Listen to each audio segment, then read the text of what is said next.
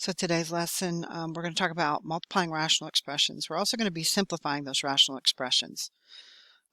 So by the end of today, you should be able to simplify and multiply rational expressions. Tomorrow, we're going to do dividing. So our first vocabulary term is rational expression. So a rational expression is a quotient of two polynomials. So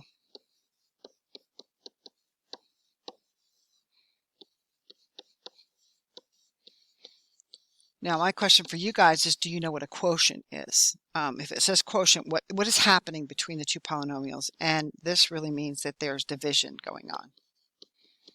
So that's important for you guys to know.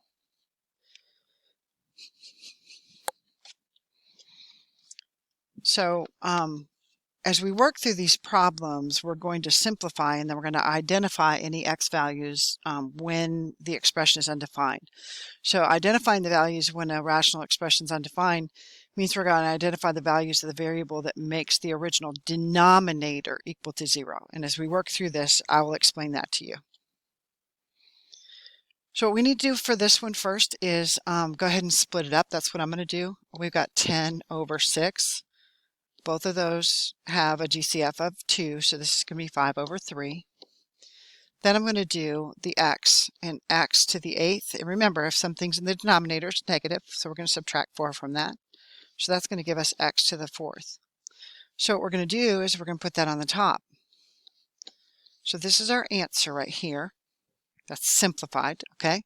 But then we also have to talk about when is x undefined. And recall that you can never have a 0 in the denominator. So what we're going to do is we're going to set the 6x to the 4th equal to 0.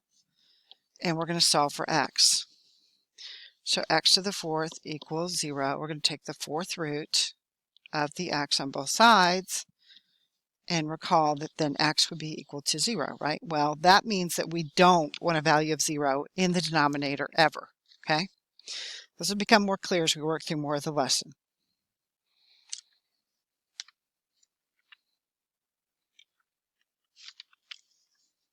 So on this next one, we're going to factor the numerator and we're going to factor the denominator. So let's factor the numerator first.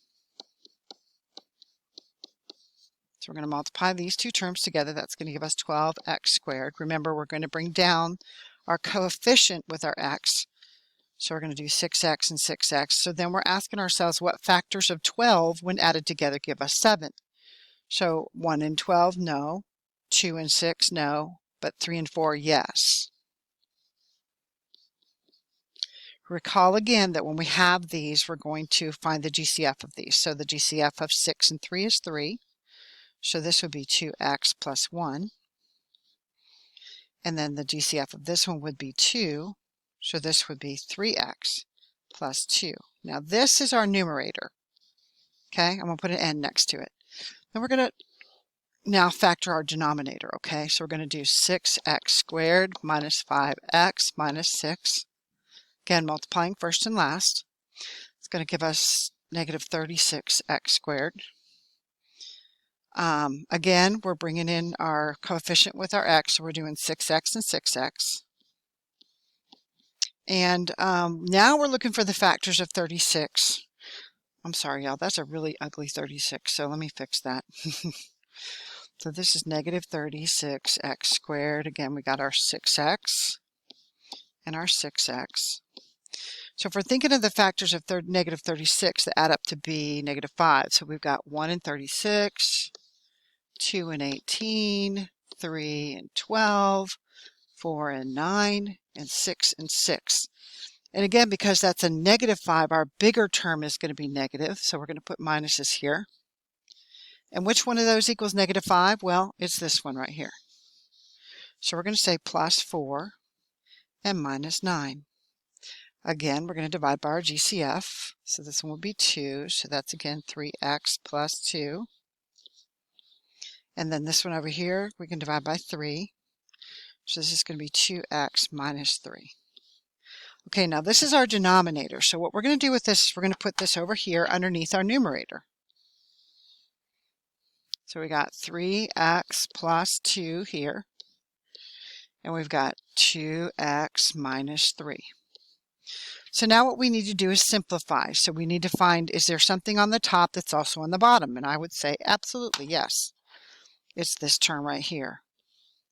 So what does that leave us for our answer?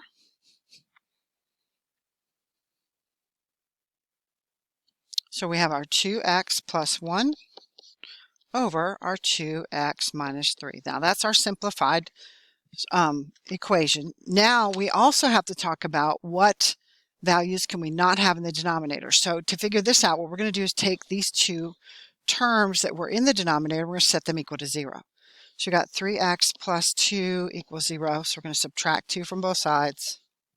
So that's going to be 3x equals negative 2. Then we're going to divide both sides by 3. So x cannot equal negative 2/3. That's one of our values that x cannot equal. And then 2x minus 3 equals 0. Add 3 to both sides. So 2x equals 3. Divide both sides by 2.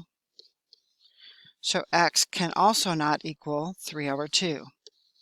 Now what does this really mean? That means if I put negative 2/3 up there in that equation, our original equation up there at the top, y'all, right here, if I put negative 2/3 in that equation, I'm going to get 0. If I put 3/2 in that equation, I'm going to get 0. And we cannot have 0 as the denominator. So all of this is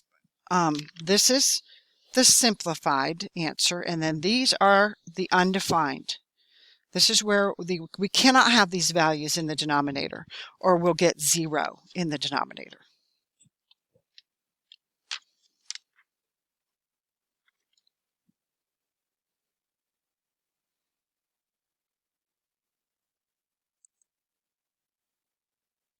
So example 3. Now this one, mine is different than some of y'all, so I'm going to do it both ways. So I'm going to factor out a negative x, and I'm going to get x plus 4.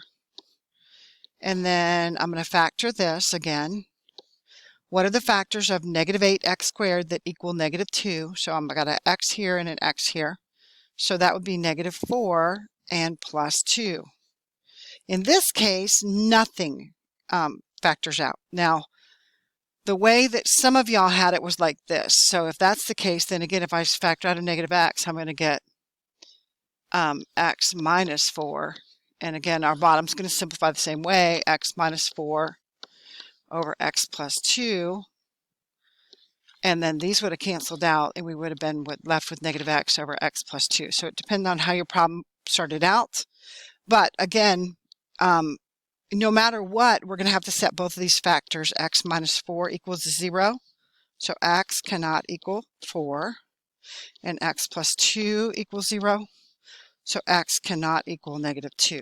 And again, what that really means is if I put 4 up there in my denominator, it's going to give me 0. Or if I put negative 2 up there in my denominator, it's going to give me 0.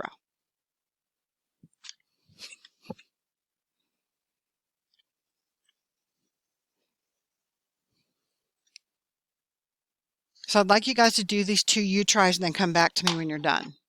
So once again, I'm going to split this up. 16 over 8, that's 2. And x to the 11 minus 2, that's x to the 9th. So that's going to be 2x to the 9th. Now, what can I not have in the denominator? X. 8x squared equals 0. Divide by 8. So I got x squared equals 0. Take the square root of both sides. So x cannot equal 0. That's that first U-try. Go ahead and do the next one and come back to me.